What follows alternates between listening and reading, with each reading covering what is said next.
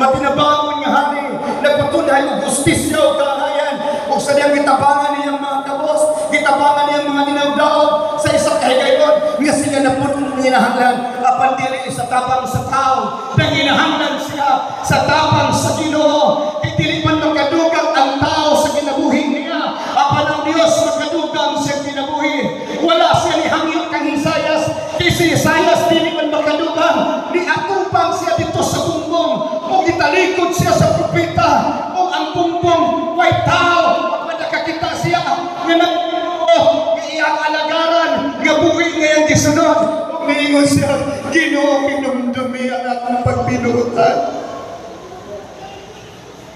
O kang akong kinasingkasin ng pag-alagad.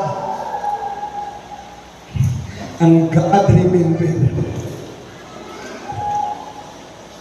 Unsay iyang